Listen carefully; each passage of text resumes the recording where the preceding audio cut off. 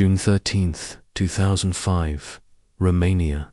This is me in the photo. The girl on the left, the one holding the rosary, eyes down, hands stiff. That hallway behind us is the one they locked. They told me to smile. I did not know why. Sister Irina stood beside me, gripping her cross. She whispered, "We do not question God's pain," quietly. And that was the moment it all began, truly. We were not ready for the demon that came. Not one of us, not even Father Daniel himself.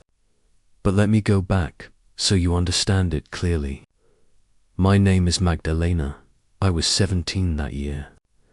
I joined the Tanacu convent to become God's servant.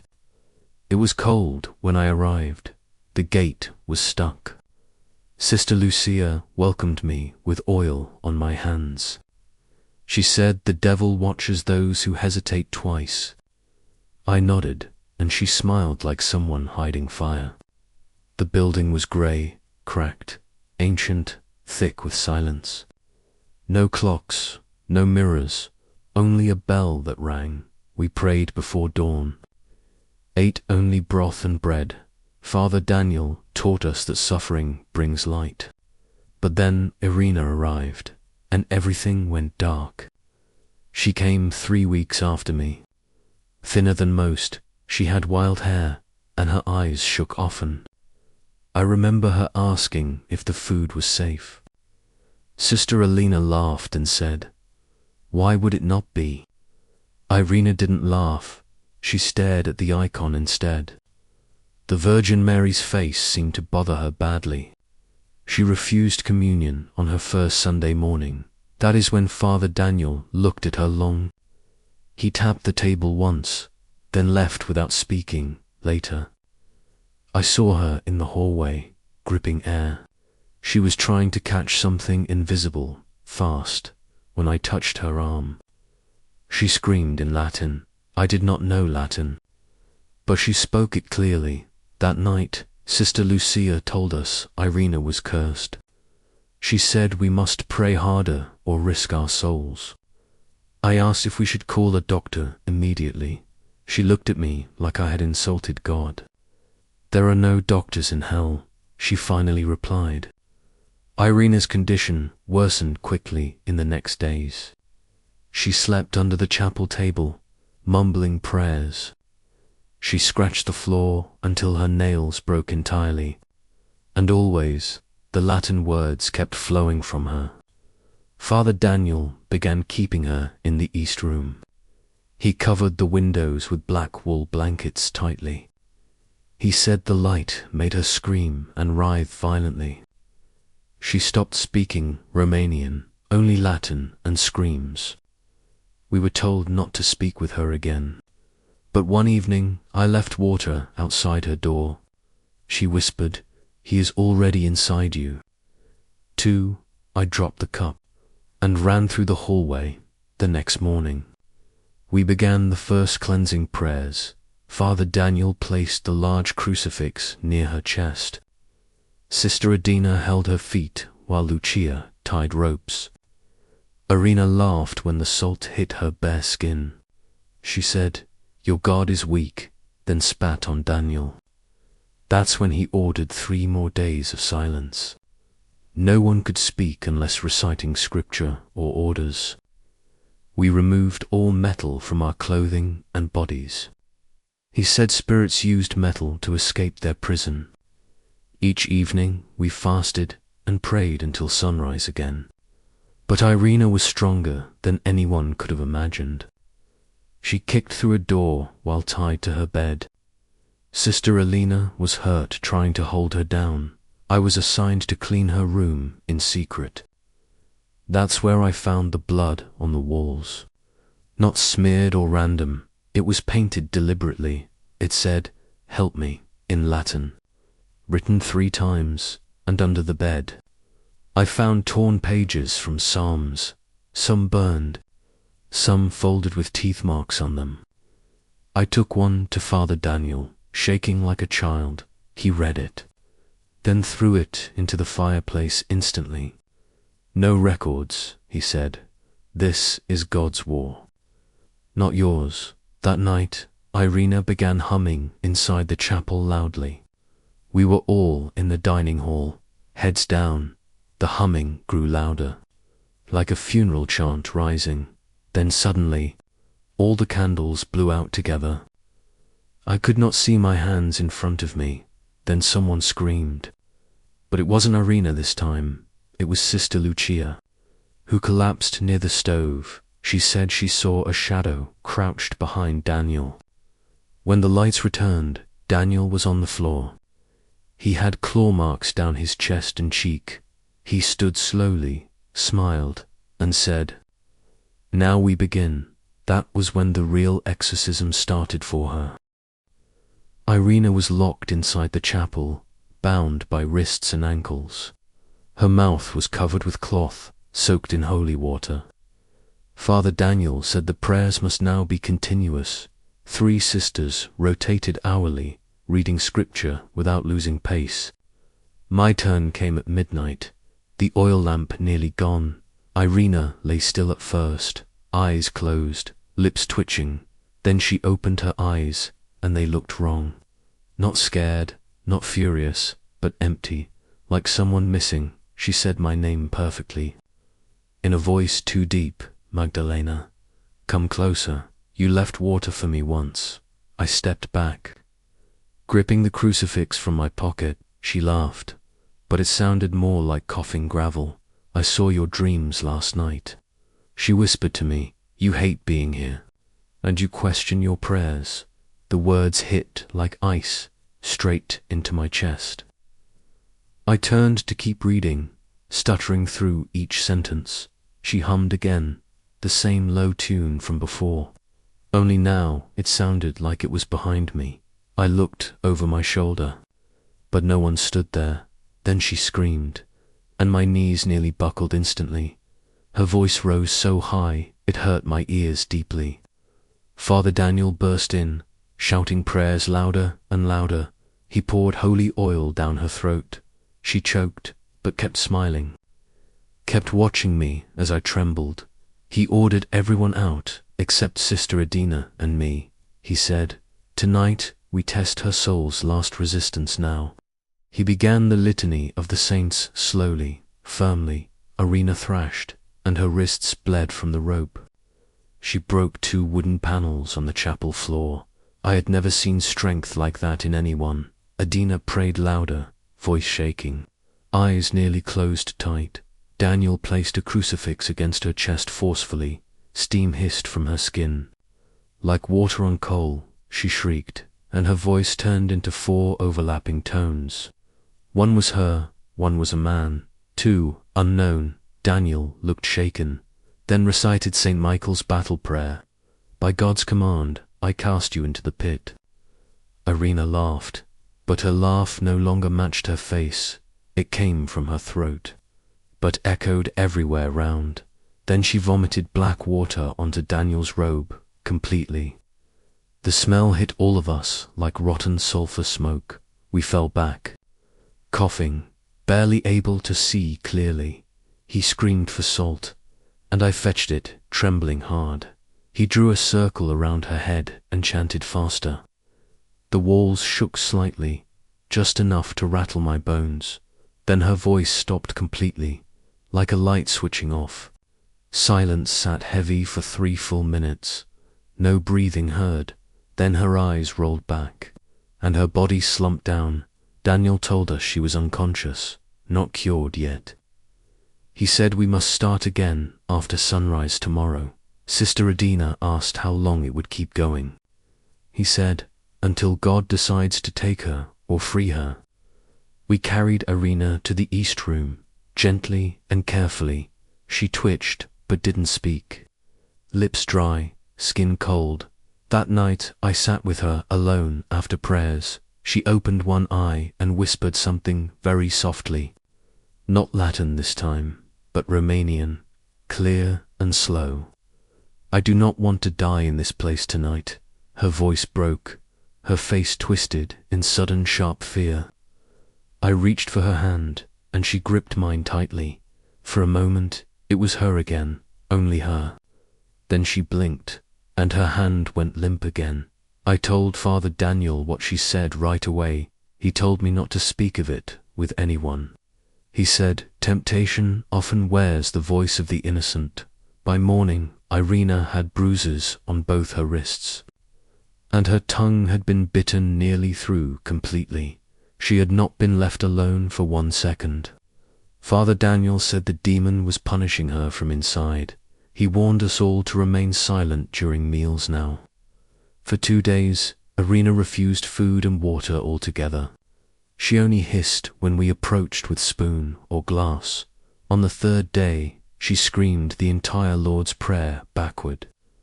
It made my blood go cold hearing it that way. No one taught her that, not even in jest ever. Her voice was too confident. Too fast, too smooth, Daniel said. This is not madness. This is proof now. He summoned us to begin the final exorcism tomorrow. He brought a larger cross, heavier, made of ironwood. It was the one he said his mentor once used. We washed the chapel floors with holy water and salt, burned incense, opened psalms to specific numbered pages only. He marked the door with ashes and blood of lamb.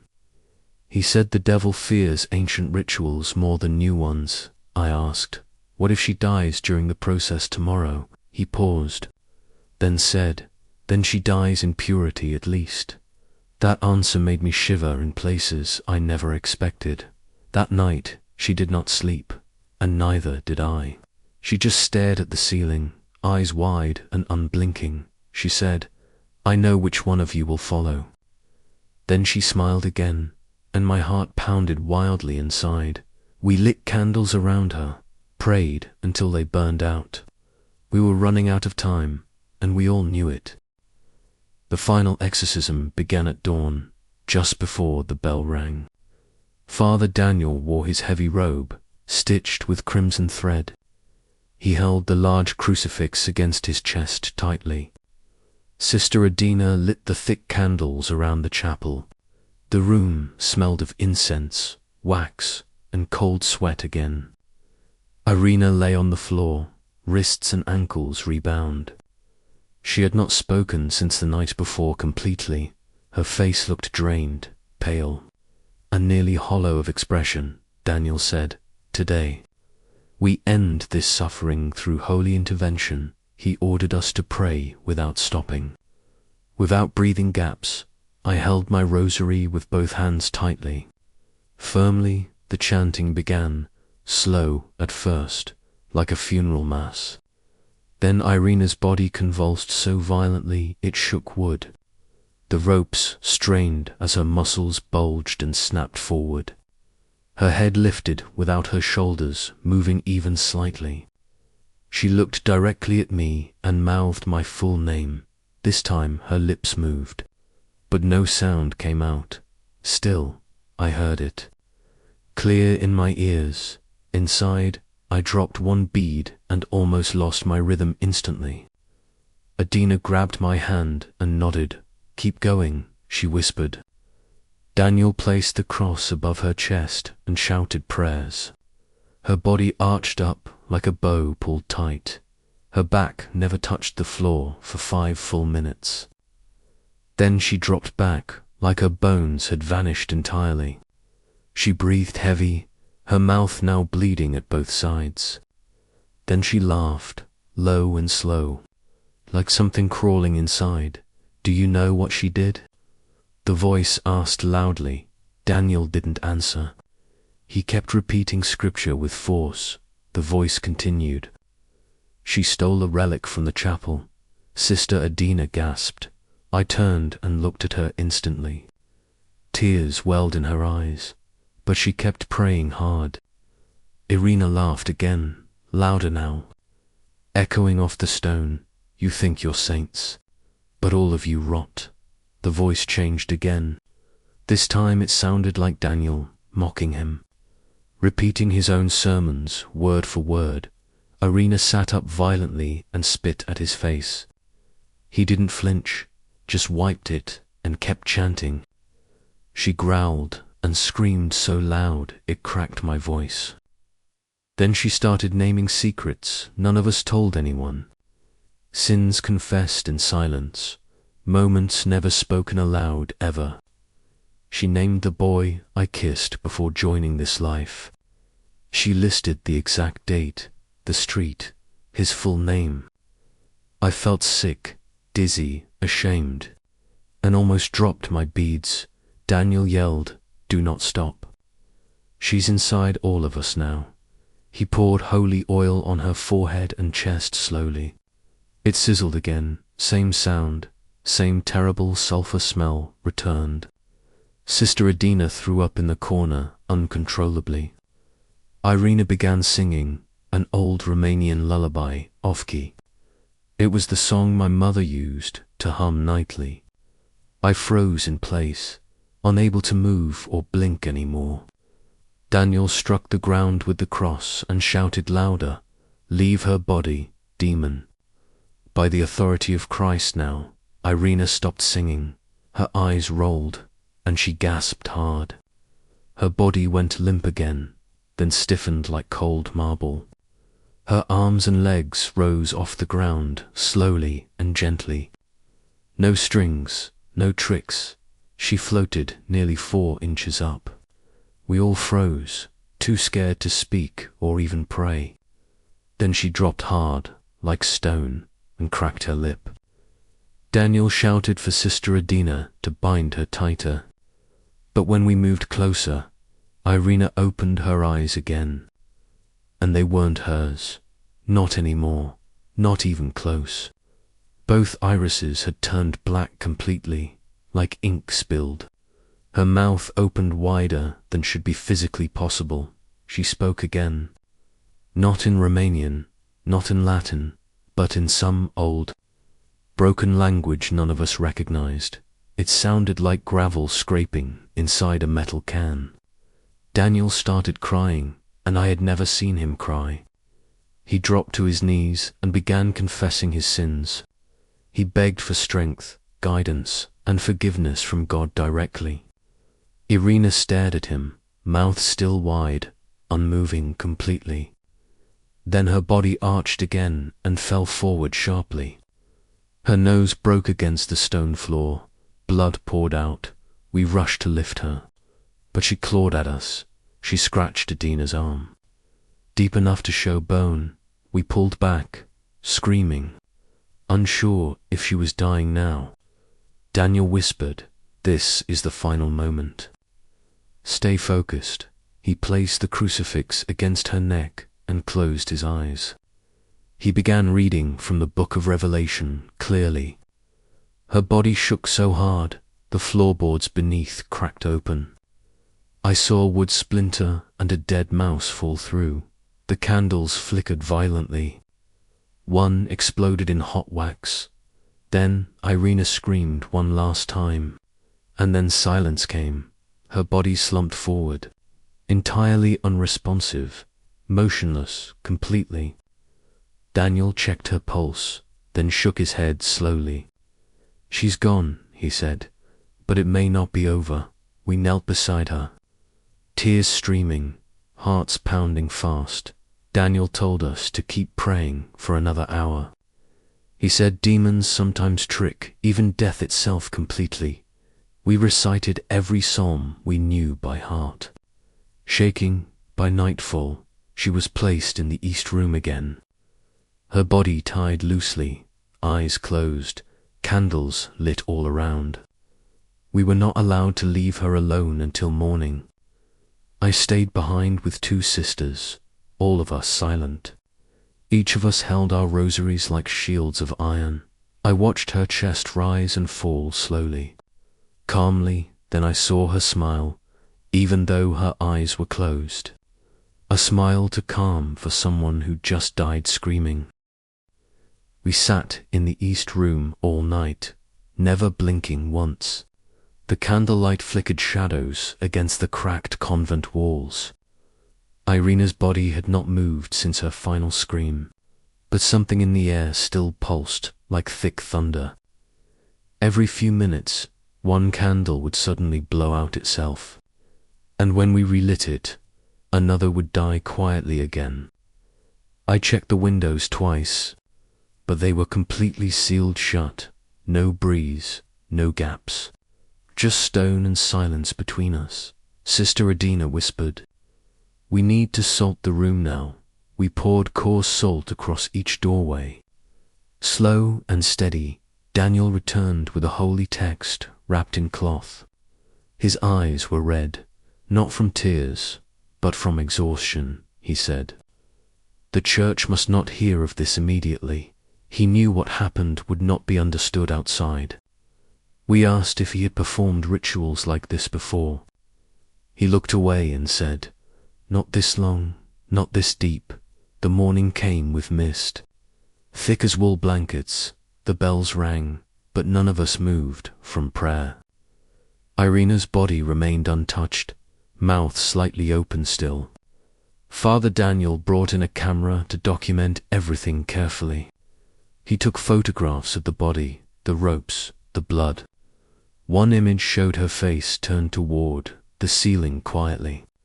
But when he checked the photo, her eyes were open, in real life.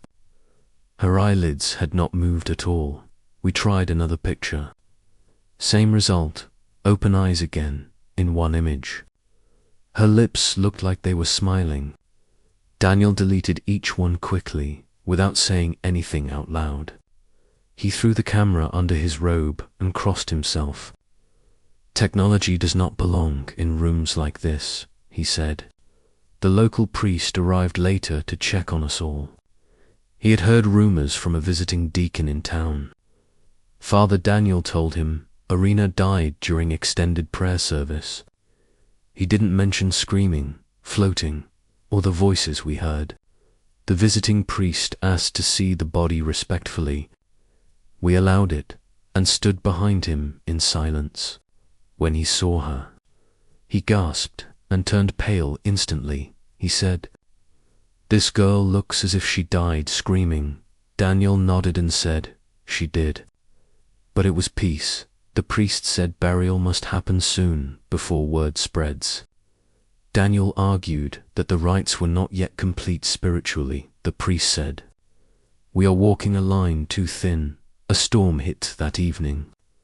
Hard rain pounded the roof, lightning flashed, and the east room lit up briefly in that single flash. I saw Irina sitting upright again, but when the light vanished, she was back down completely.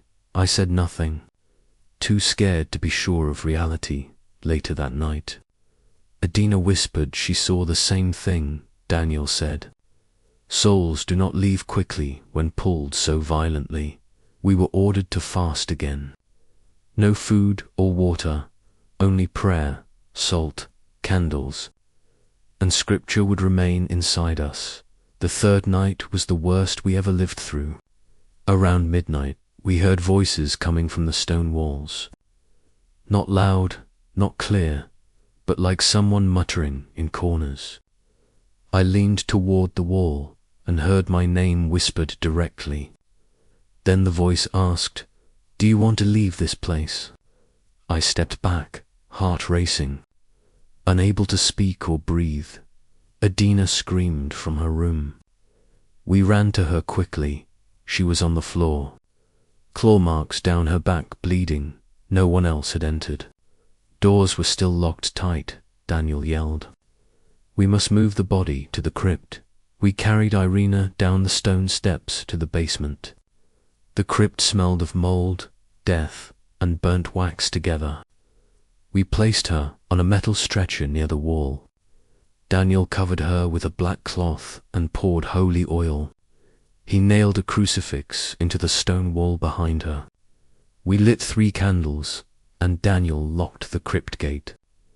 "We do not return here until the 40th day," he said. But none of us slept that night at all, completely. The chapel floor creaked without footsteps, wood moaned like sighs. The bell swung once at 3:15 without any wind blowing, then stopped suddenly without reaching its second chime halfway. The next morning, the priest returned with a small team.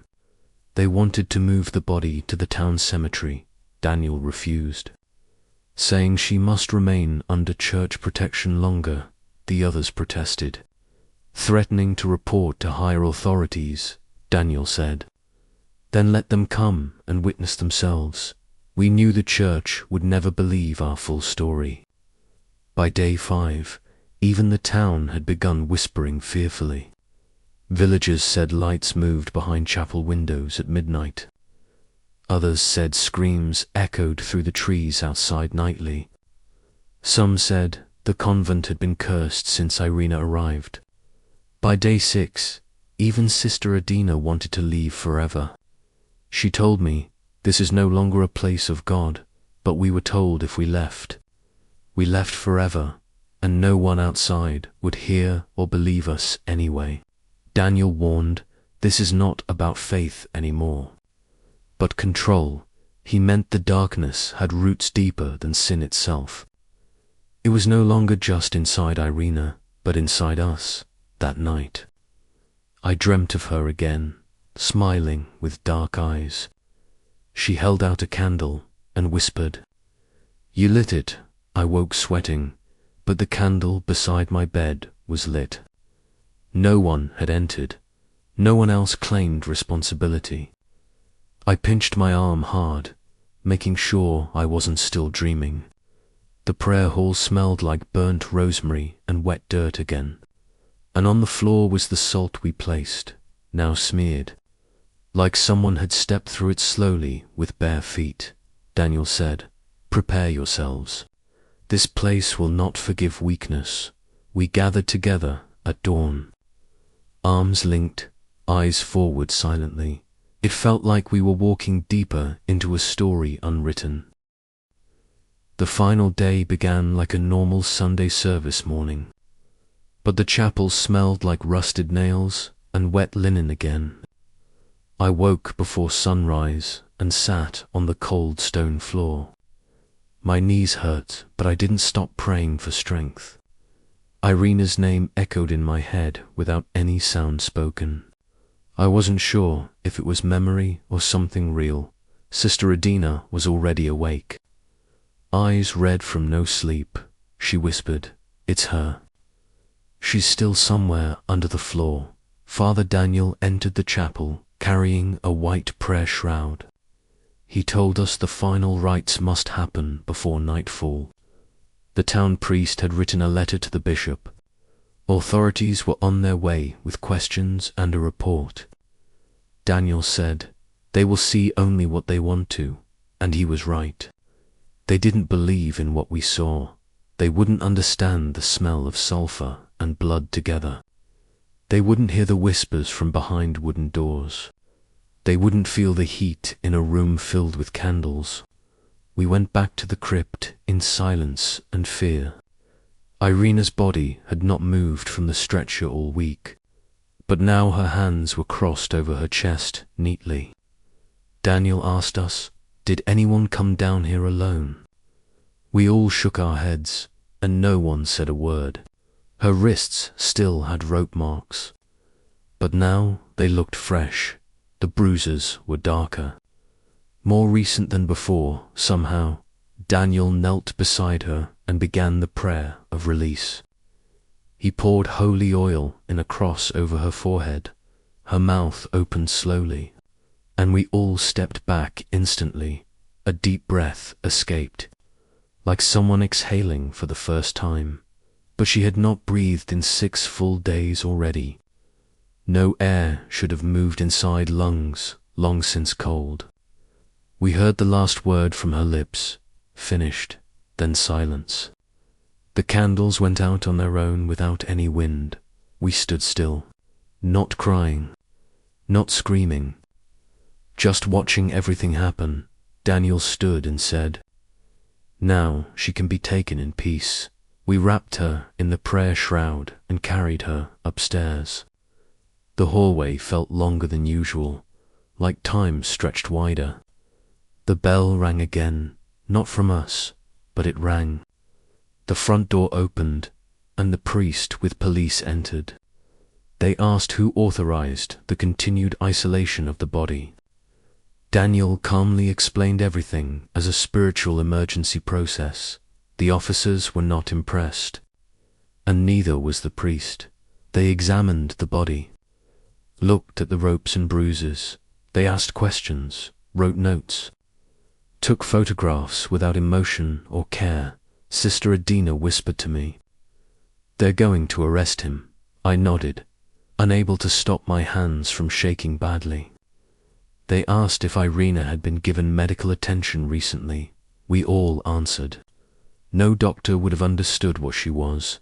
The priest said that answer would cost us our future. Daniel was taken in cuffs, without resisting or raising his voice. He turned once and said, "Do not forget what we faced. They didn't arrest us, but we were no longer welcome. The convent was declared unsafe and was shut down completely. They buried Irina in the churchyard under strict surveillance guards. No cross, no headstone, just a number on a small marker, but we knew where she lay and prayed every morning silently." 3 weeks later, I returned at night to leave flowers. I saw candles lit at her grave, already burning quietly. No one else was there. The wind was still, moonlight pale. I whispered her name, and the flame flickered twice, then stayed. Since then, people from the village still talk about the place. Some say crying is heard from inside the locked chapel. Others say the bell still rings, sometimes without any wind. They say the exorcism was a crime, a terrible mistake. They call Father Daniel a madman and us brainwashed fools, but I was there. I saw what she became in front. I remember the smell, the voice, the way time slowed. This was not just prayer gone too far or misplaced faith. This was something ancient that followed her into our world, and maybe followed others out of that chapel afterward too. Sister Irina never returned after that day ever again. I heard she lives in a distant monastery near the border. I still light a candle each year on Irina's death day, not to bless her, but to keep something else far away. I wonder sometimes if we did it right or failed. But I know one thing more than anyone else knows now. This was real. Every scream, every voice, every shadow that moved. And I believe it still lives somewhere inside that ruined place, waiting for another door to open, another weakness to return. We locked the chapel, yes, but evil does not need keys.